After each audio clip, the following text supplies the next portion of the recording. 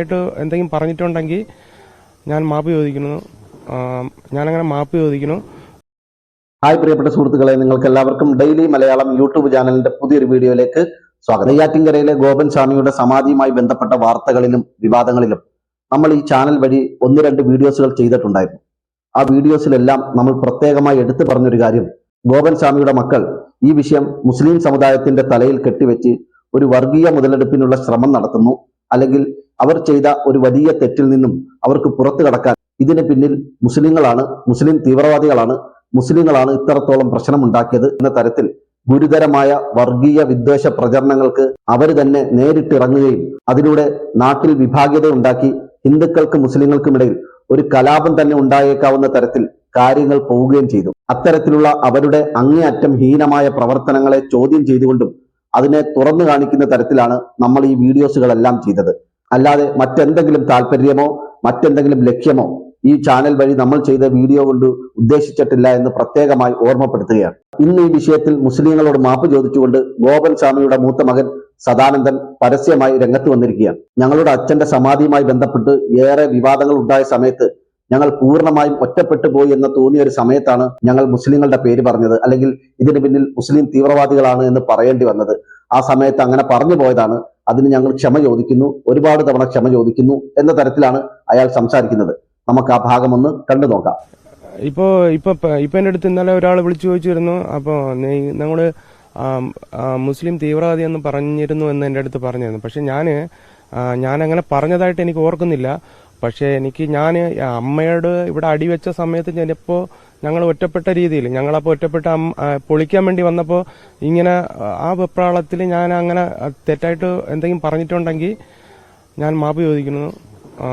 ഞാനങ്ങനെ മാപ്പ് ചോദിക്കുന്നു. മാപ്പ് അതെ അതെ അതെ അതെ ഞാൻ ക്ഷമ ചോദിക്കുന്നു. ഒരുപാട് പ്രാവശ്യം ഞാൻ ക്ഷമ ചോദിക്കുന്നു.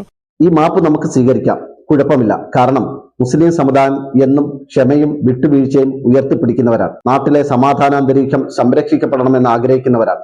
അതുകൊണ്ട് തന്നെ മുസ്ലിം സമുദായത്തിന്റെ മുഖത്തടിച്ചവരോട് പോലും അങ്ങേയറ്റത്തെ ക്ഷമയും സഹാനുഭൂതിയും വെച്ചു പുലർത്തി അവരെയൊക്കെ എന്നും ചേർത്ത് പിടിച്ചിട്ടുള്ള സംസ്കാരവും ചരിത്രവും പാരമ്പര്യവുമാണ് മുസ്ലിം സമുദായത്തിൻ്റെത്. എന്നാൽ ഈ ക്ഷമ ചോദിക്കുന്നതിന്റെ ഭാഗമായി സദാനന്ദം പറഞ്ഞ ചില കാര്യങ്ങളൊന്നും അത്ര നിഷ്കളങ്കമല്ല എന്നുകൂടി നമ്മൾ മനസ്സിലാക്കേണ്ടതുണ്ട്, ഓർത്തു വെക്കേണ്ടതുണ്ട്. ഞാൻ എൻ്റെ അച്ഛന്റെ സമാധി ചടങ്ങുകളുമായി ബന്ധപ്പെട്ട വിവാദങ്ങളിലും പ്രശ്നങ്ങളിലും പെട്ട സമയത്ത് ഞാൻ ഓർക്കാതെ ശ്രദ്ധിക്കാതെയാണ് മുസ്ലിങ്ങളുടെ പേര് പറഞ്ഞത് എന്നാണ് അയാൾ പറഞ്ഞത്. അതെങ്ങനെയാണ് കൃത്യമായി ആ സമയത്ത് മുസ്ലിങ്ങളുടെ പേര് മാത്രം, അല്ലെങ്കിൽ മുസ്ലിം സമുദായത്തിന്റെ പേര് മാത്രം ഈ സദാനന്ദന്റെ നാവിലേക്ക് വന്നത്? അതുകൊണ്ട് തന്നെ അതത്ര നിഷ്കളങ്കമായ ഒരു പ്രതികരണമല്ല എന്ന് നമുക്ക് മനസ്സിലാക്കാം. ഈ വിഷയവുമായി ബന്ധപ്പെട്ട വാർത്ത ആദ്യമായി പുറത്തു കൊണ്ടുവന്നത് റിപ്പോർട്ടർ ടിവിയാണ്. ഈ വിവാദം തുടങ്ങിയത് മുതൽ തന്നെ ഗോപൻ സ്വാമിയുടെ 2 മക്കളും ഈ വിഷയത്തിൽ മുസ്ലിങ്ങളുടെ പേര് വളരെ കൃത്യമായി എടുത്തു പറയുന്നുണ്ടായിരുന്നു.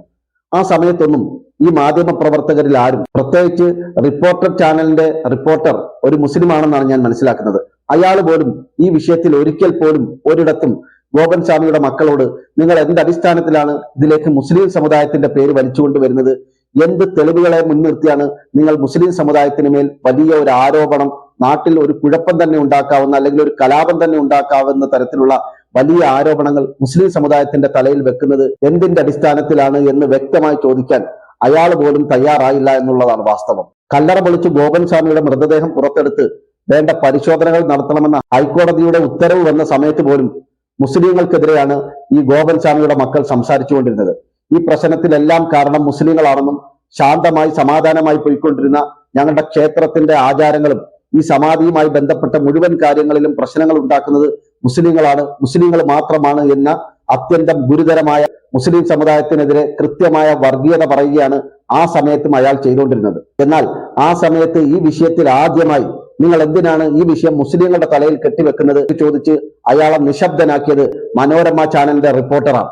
നമുക്ക് ആ ഭാഗം ഒന്ന് കണ്ടു നോക്കാം.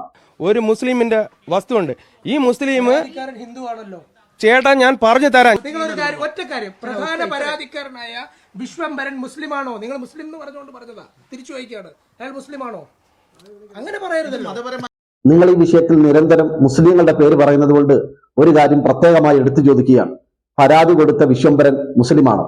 എന്തടിസ്ഥാനത്തിലാണ് നിങ്ങൾ നിരന്തരം മുസ്ലിങ്ങളുടെ പേര് ഈ വിഷയത്തിലേക്ക് വലിച്ചുകൊണ്ടുവരുന്നത് എന്ന് കൃത്യമായി ചോദിച്ചതിലൂടെ മാധ്യമ പ്രവർത്തകൻ എന്ന നിലയിൽ തന്റെ ധർമ്മം കൃത്യമായി നിർവഹിക്കുകയും മുസ്ലിം സമുദായത്തിന്റെ ആത്മാഭിമാനം സംരക്ഷിക്കുന്ന വിധത്തിൽ ഒരു ഇടപെടൽ നടത്തിയതും മനോരമ ചാനലിന്റെ റിപ്പോർട്ടറാണ്. അതുകൊണ്ട് തന്നെ അദ്ദേഹത്തിന്റെ ആ പ്രവർത്തനത്തെ മുസ്ലിം സമുദായവും മതനിരപേക്ഷ കാഴ്ചപ്പാടുള്ള മുഴുവൻ മനുഷ്യരും അങ്ങേയറ്റം അഭിനന്ദിക്കുന്നു, പ്രോത്സാഹിപ്പിക്കുന്നു. ഗോപൻ സ്വാമിയുടെ സമാധിയുമായി ബന്ധപ്പെട്ട വിഷയത്തിൽ ചാനൽ ചർച്ചകളിലൊക്കെ വലിയ രീതിയിലുള്ള വിമർശനങ്ങളും ചർച്ചകളും നടന്നെങ്കിലും ഈ വിഷയത്തിലും ഒരാളും കൃത്യമായ ഒരു ചോദ്യം ചോദിക്കാനോ മുസ്ലിങ്ങൾക്കെതിരെ ഈ വിഷയത്തിലേക്ക് ഒരു വർഗീയ ധ്രുവീകരണം നടത്തുന്നതിനെ പറ്റി സംസാരിക്കാനോ ആരും തന്നെ തയ്യാറായിരുന്നില്ല.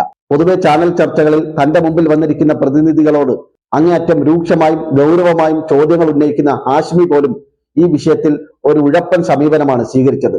ഹണി റോസുമായി ബന്ധപ്പെട്ട വിഷയങ്ങളിൽ രാഹുൽ ഈശ്വറിനോട് സ്ത്രീകളുടെ വസ്ത്രങ്ങൾ കാണുമ്പോൾ നിങ്ങൾക്ക് എന്തെങ്കിലും തരത്തിലുള്ള അസ്വസ്ഥത തോന്നുന്നുണ്ടെങ്കിൽ താങ്കൾ പോയി ചികിത്സ തേടൂ എന്ന് പറഞ്ഞ ഹാഷ്മി ഒരിക്കൽ പോലും ഈ വിഷയത്തിൽ എന്തിന്റെ അടിസ്ഥാനത്തിലാണ് നിങ്ങൾ മുസ്ലിങ്ങൾക്കെതിരെ വർഗീയത പറയുന്നത്, നിങ്ങൾ ചെയ്ത ഒരു കുറ്റം മറയ്ക്കാൻ അല്ലെങ്കിൽ നിങ്ങൾ ചെയ്തതിൽ വന്ന എന്തെങ്കിലും പാകപ്പിഴകൾ ഉണ്ടെങ്കിൽ അതിൽ നിന്ന് രക്ഷപ്പെടാൻ നാടിനെ കത്തിക്കുന്ന വിധത്തിൽ ഒരു സമുദായത്തെ സംശയത്തിന്റെ നിഴലിൽ നിർത്തി നാട്ടിലൊരു കലാപമുണ്ടാക്കാൻ ശ്രമിക്കുന്നതിന് പിന്നിൽ നിങ്ങൾ ആരുടെ താല്പര്യങ്ങളാണ് സംരക്ഷിക്കുന്നത് എന്ന് ചോദിക്കാനുള്ള ആർജവം ഹാഷ്മി പോലും കാണിച്ചില്ല.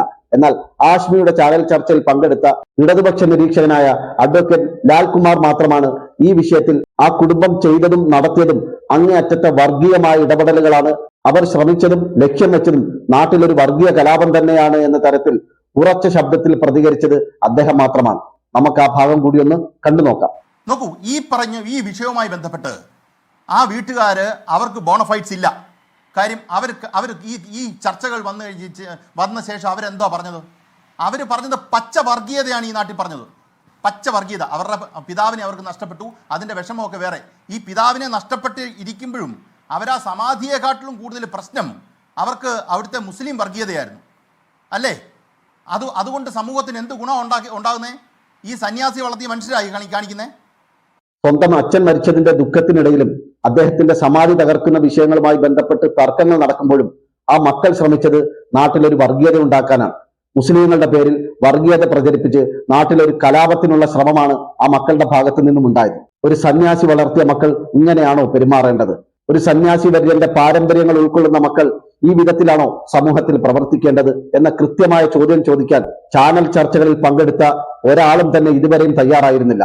അഡ്വക്കേറ്റ് ലാൽകുമാർ മാത്രമാണ് അത്തരത്തിലൊരു ചോദ്യം ഉന്നയിച്ചുകൊണ്ട് സമൂഹത്തിന്റെയും ചാനൽ ചർച്ചകളിൽ പങ്കെടുക്കുന്നവരുടെയും കണ്ണു തുറപ്പിക്കുന്ന വിധത്തിൽ ഒരു പ്രതികരണം നടത്തിയത്. ചുരുക്കത്തിൽ ഇത്തരത്തിലുള്ള പ്രതിഷേധങ്ങളിലൂടെയും ഇതുപോലെയുള്ള പ്രതികരണങ്ങളിലൂടെയും സോഷ്യൽ മീഡിയകളിൽ അവർക്കെതിരെ നടന്ന കടുത്ത പ്രതിഷേധങ്ങളിലൂടെയും ഒക്കെയാണ് ഗോപൻ സ്വാമിയുടെ മക്കൾ, അദ്ദേഹത്തിന്റെ കുടുംബം ഇന്ന് മുസ്ലിം സമുദായത്തിനോട് മാപ്പ് ചോദിക്കാൻ തയ്യാറായത് എന്നാണ് ഞാൻ മനസ്സിലാക്കുന്നത്. ഇത്തരം വിഷയങ്ങളിൽ വർഗീയ മുതലെടുപ്പിന് ശ്രമം നടത്തുന്നവർ പിന്നീട് മാപ്പ് ചോദിക്കുന്നത് അത്ര നിഷ്കളങ്കമായ ഒരു കാര്യമല്ല എന്ന് നമ്മൾ മനസ്സിലാക്കണം.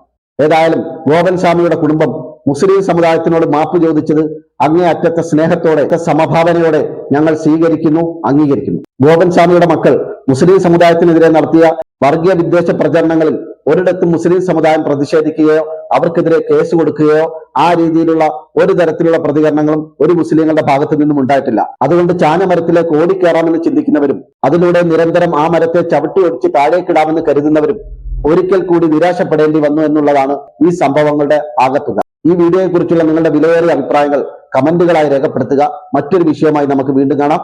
ബൈ.